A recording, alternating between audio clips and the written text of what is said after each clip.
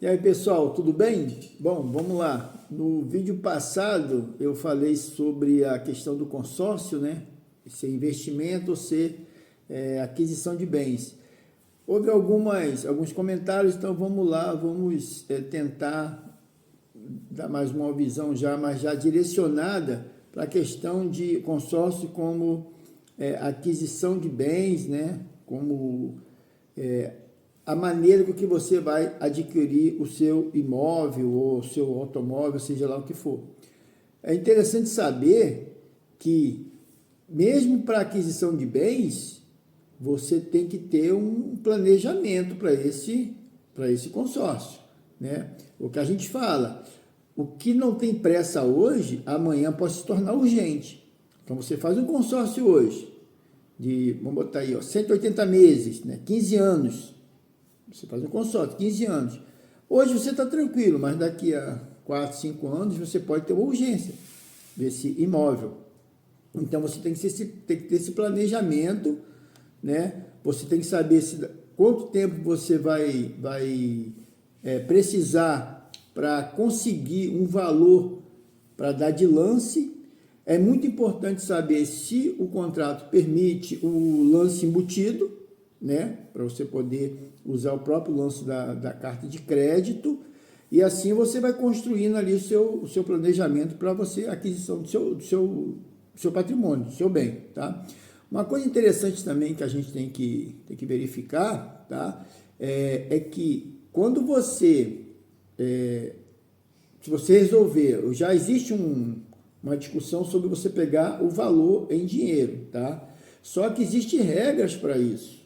Então tem que estar com o consórcio quitado, tem um prazo que você tem que aguardar, isso tudo tem que ver no contrato, tem que pesquisar isso aí. Não vá achando que você vai entrar no consórcio e que você pode fazer de tudo, não é assim. Você tem que verificar realmente, o importante é olhar o contrato, tá ok? Então, quando você vai usar o consórcio como aquisição de bens, você tem que ter isso em mente. Olha, eu vou pegar essa carta de crédito e se demorar muito, eu tenho um planejamento para lá na frente eu poder dar o lance. É sabido já, né, pela própria pesquisa que a gente faz, é que os lances no início do consórcio são sempre altos, né? Lances que chegam, alguns casos passam até de 80% do valor da carta de crédito, então são lances muito altos. Então, se você não tem dinheiro nenhum, você não tem nada, mas você vai entrar no consórcio, faça pelo menos um pequeno planejamento. Bom, eu não tenho nada nesse momento, mas ao longo do tempo, quanto que eu consigo juntar? Será que eu consigo juntar ali 30%, 40%?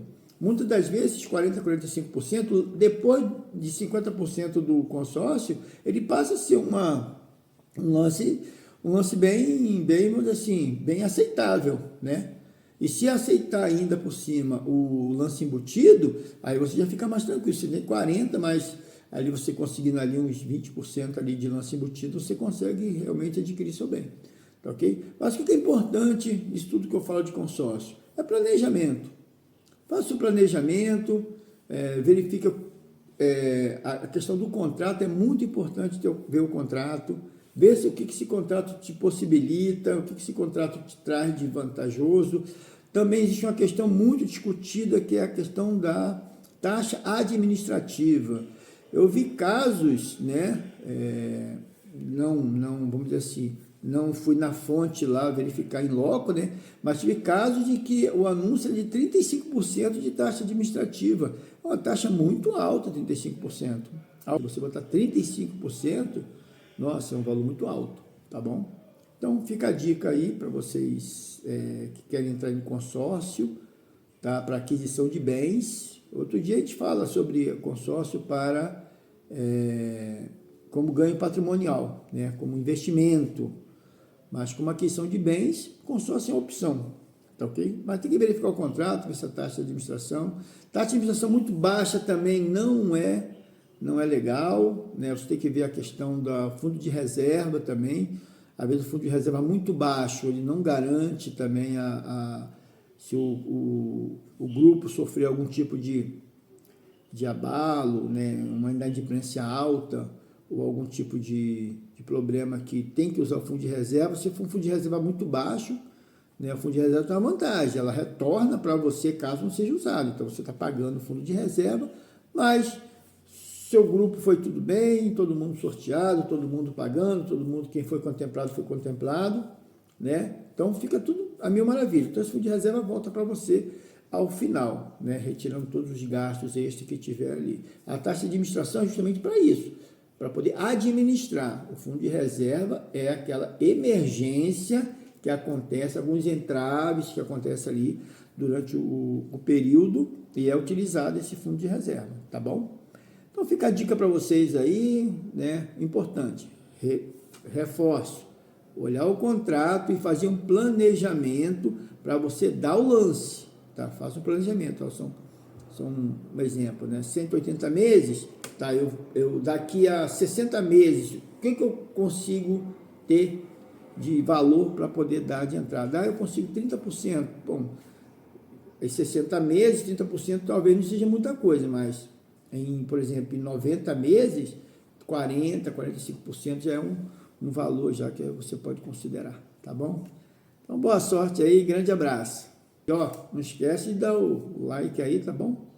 E se inscrever no canal da gente aí, tá bom? Até a próxima.